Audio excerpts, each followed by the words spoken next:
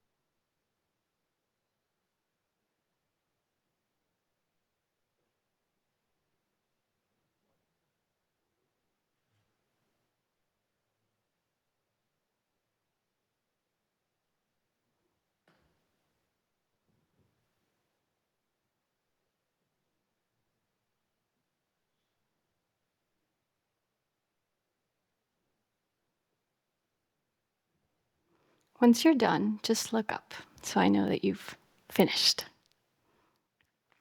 Okay, it looks like many of you are done. You've now taken in the same poem two different ways, orally and visually. The third way that I'm going to present it combines the two. It is digital, but it is also very embodied. Digital poems wield something that the page cannot: voice. In seeking to further incorporate myself into my digital works, which are already drenched with my physical voice, I started designing choreographic scores that represent the underlying current of emotion in my verse, representing them through movement. Waiting Room is the first poem that I brought to life in this manner. I invite you to consider what it feels like to have received the poem via sound, via sight, and now via digital. I think you might find that the digital in no way subtracts. It only adds. Waiting room. 26 weeks ago, you entered my belly as an invisible coin. Now, I bump into walls with your bulge, spill soup on you, prop my elbows across your arched loins. Nina, our space is this one evening as minute in a moonlit room. I invite you to take over as you do. Exhaust me as you do. 14 more weeks, child, to crowd my organs flat, to know absolute privacy, to witness the secret of my swollen eye. to collect my voice with the web of your hands. Tú, yo, tuyo. Only once will I allow you to see this, Nina. This one collapse by the cage of your crib. Is my shaking waking you? Don't think it common.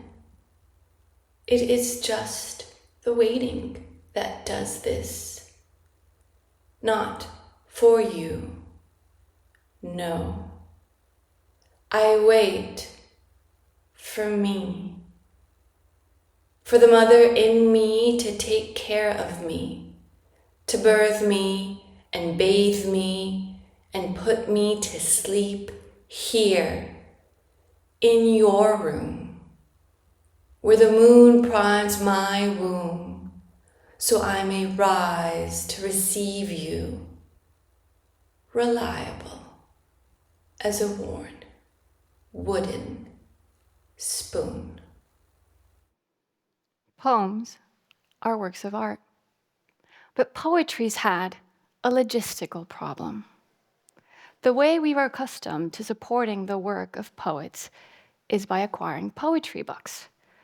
But purchasing a book for $14.99 at a bookstore, a book that can easily represent a decade or more of work, doesn't really translate into a viable economic model for the poet. Now, digital poems sit at the same table as any other digital work of art and can break the warm bread of blockchain provenance. In seeking to question how society has traditionally valued poetry books, I created a series called Book Sculptures. Each book in this 8-part series exists as an edition of one. One single book with one single poem printed 197 times in its pages. It transacts via a digital twin that consists of one single page turning endlessly as I read the poem. The numbers, the digits in 197, eventually add up to 8. If we call a book a sculpture, if we price and present and exhibit it as such, can we bring abundance for poetry? Abundance as represented by the number 8. The book that I brought today is called Milk. It's special because the poem inside was awarded an Academy of American Poets Prize. But I guarantee you that more people will engage with its verse today in this room than have ever before, especially because I'm going to read it 197 times. Just kidding. Milk. At first, infants love us for our colostrum. A few days later, and perhaps for months, our milk. Eventually, though, children love us for nothing. My children love me for nothing. Define nothing. The breadth between care-giving and care-taking. I never forget to call my mother, whom I remember to never forgive. My children cry when I leave their sight, though I invent alleyways through which to depart. And yet, I most myself when I'm alone, pressing hard against my sleeping child. Define alone. A mass of uncut bread, or else the bellow of a cow at dawn. Meanwhile, my children's range, their capacity expands. I hold pictures of them as babies and cannot recall their size upon my breast. Was I there? As a youth, I scuttled through alleyways to escape my mother's hath. I hurt from loving too much and not enough. Time leaves my sight. What I cannot stand about my mother is the way she reminds me of myself. Am I here? I have never been this old.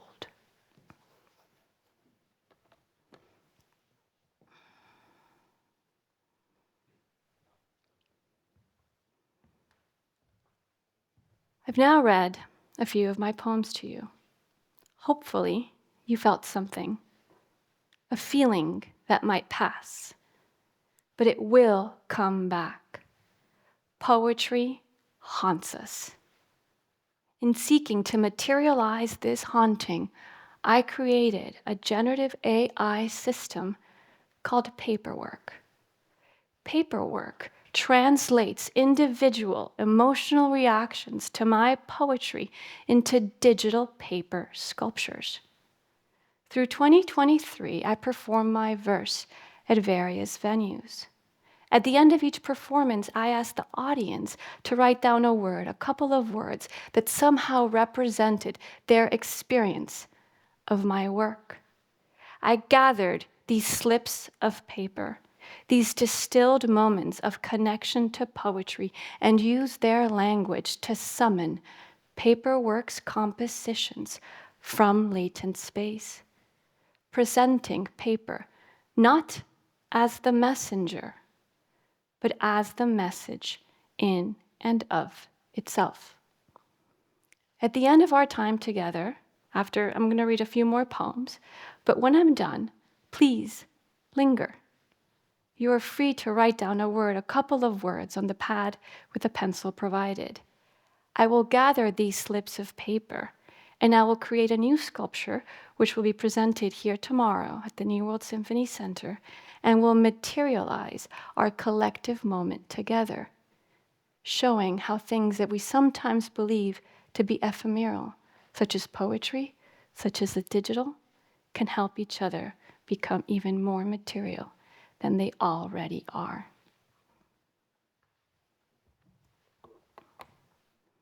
The next poem that I'm going to read requires 2 bits of context. The first is that it references Lysistrata, an ancient Greek play, a comedy by Aristophanes, in which the women stopped having sex with their men to end the Peloponnesian War. The other is that it is structured like the scientific method that we're taught in middle school as a means to understand and organize the natural world, when of course life, nature, will always resist such tidy packaging. Vasectomy, an incision in parts. 1. Perform objective observation. I swallow birth control pills for 17 years until one day my body tells me to stop. I swear it spoke, begged me, enough. I deliver our firstborn son alone via emergency C-section after his heart rate drops during induced contractions of birth.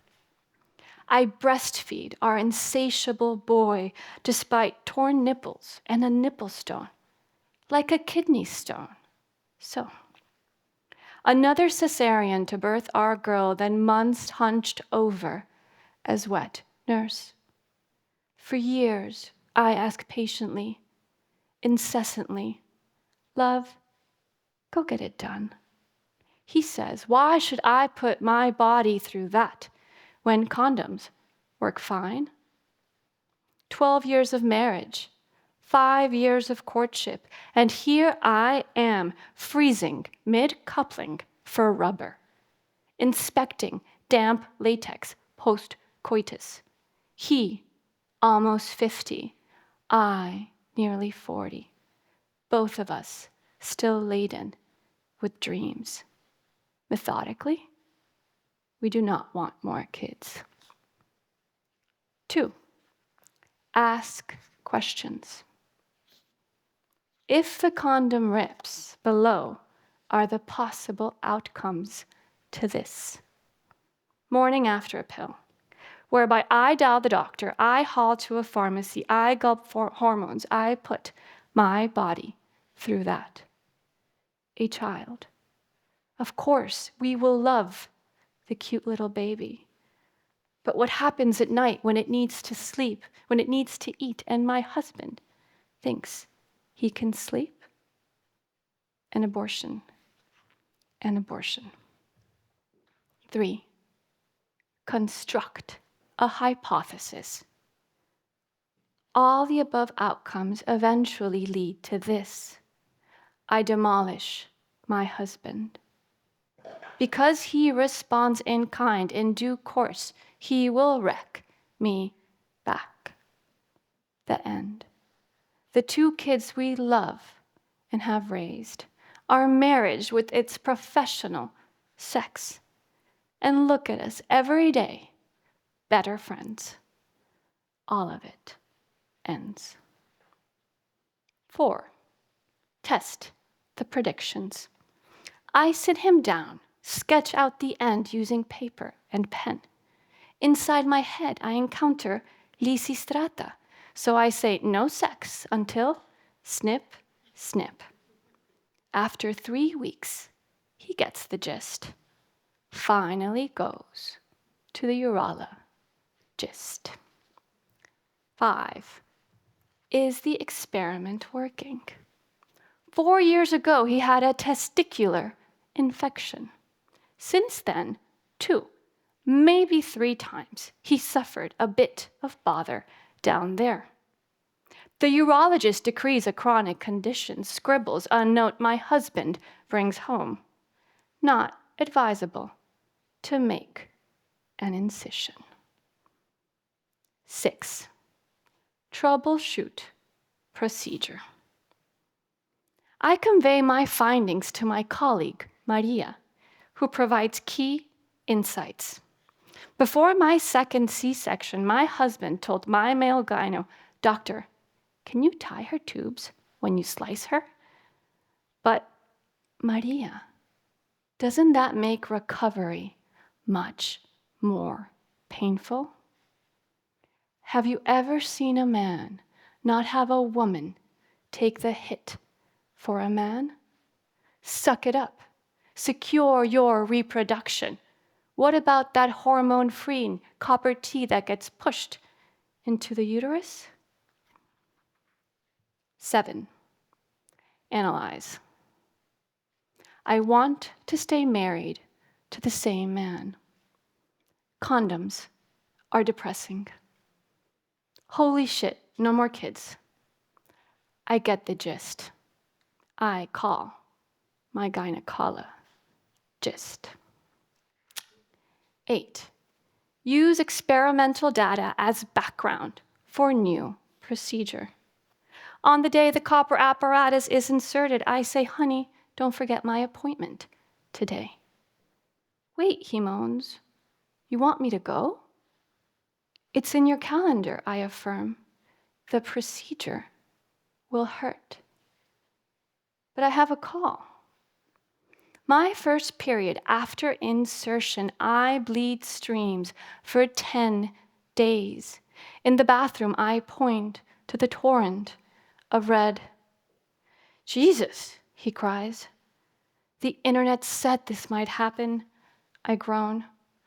"Oh, so it's normal," he sighs. I experiment with observable non-reaction in favor of result-based results. 9, draw conclusions. I need to bleed through a maxi tampon if I want to control my outcome. 10, report findings. I cold store every implicit word into the scientific body of this poem, which one day will land, unapologetic as consequence, upon his hairy, heterosexual hand.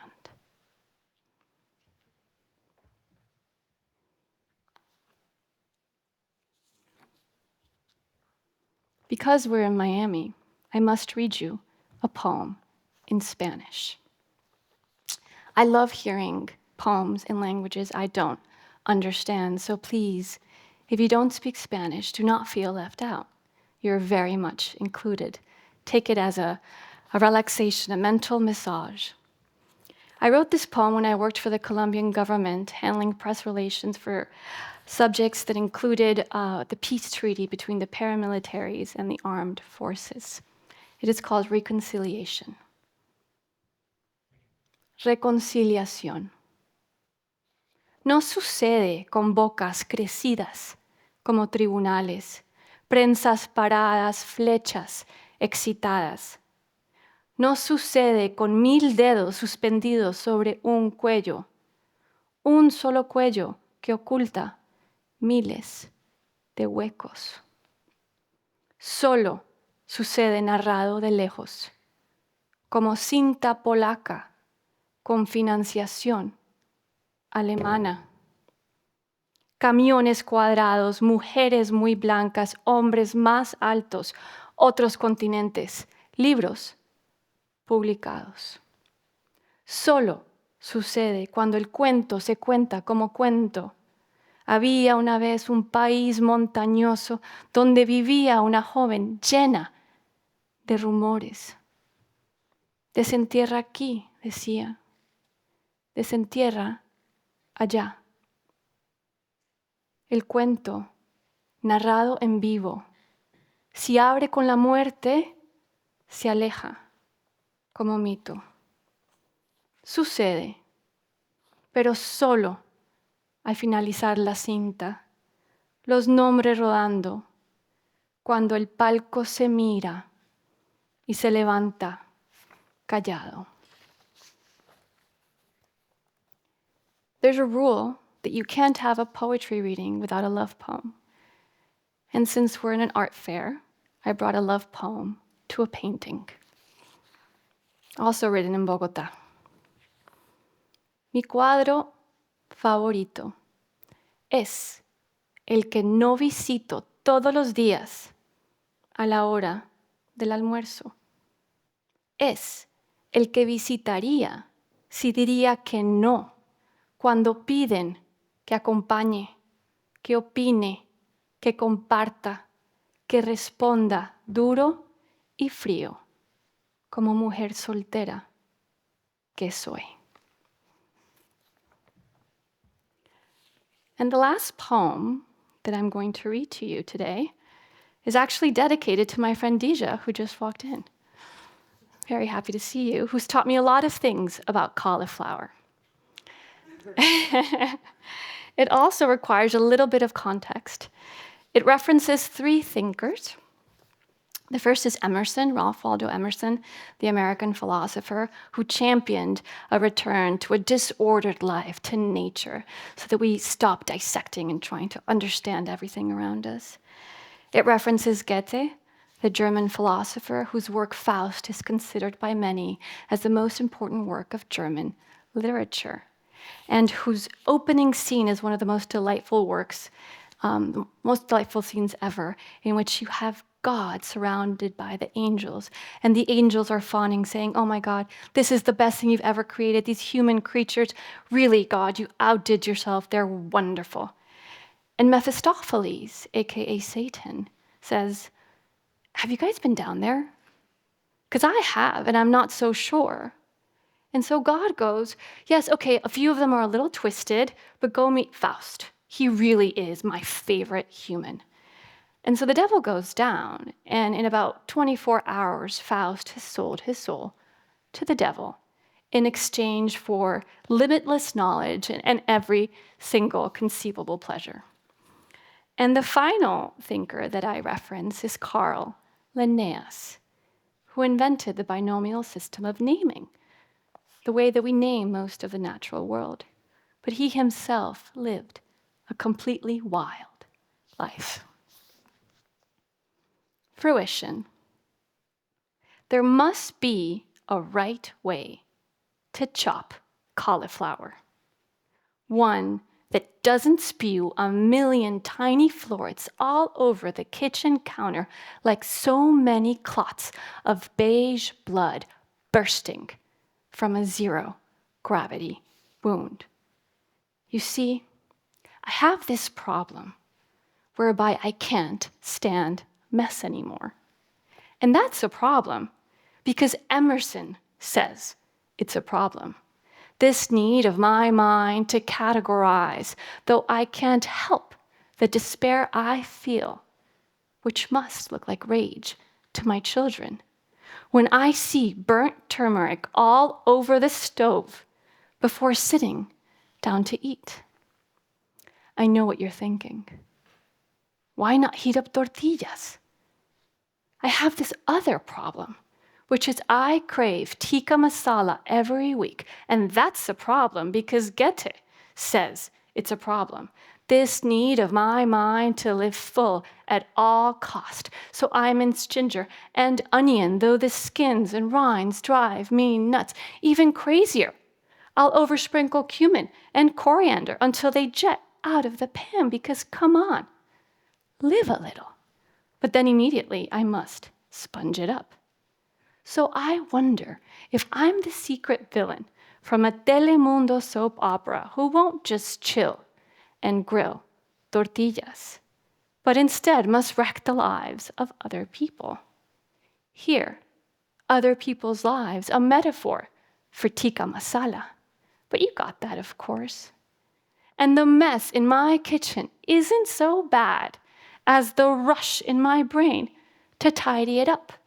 Not as bad as how my opposing problems collide, my desire for explosive mixtures of spices bang against my obsession for impeccable counters. Now you see why I must turn and return to Linnaeus, who tells me it's fine to catalog every crumb while I concoct a categorically unsortable life. Thank you all for listening. Thank you. I'll leave a video playing, and I'll let you guys write a few words. Leave the pads behind. Please feel free to take everything else with you as a memento of this day. And thank you so much for being here. If you feel at all compelled to publish your words online, please do so with the hashtag poem=art so that I might hunt for your hauntings. Thank you. Mammal. The hunger strategy is not working. Starving the home as I am starved. Better to serve it as I am wrought. Bathe it as I am doused. Clothe it as I am clung. To give. Yes, to give, to retort as if done. Oh, something somewhere has ended, but not here where my middle spawns a soul. Watch me sit while my gut constructs bone. Hear me speak while my trunk accretes brain. Think me filled while my belly builds tongue. I transform, yes, transform stupor into skull.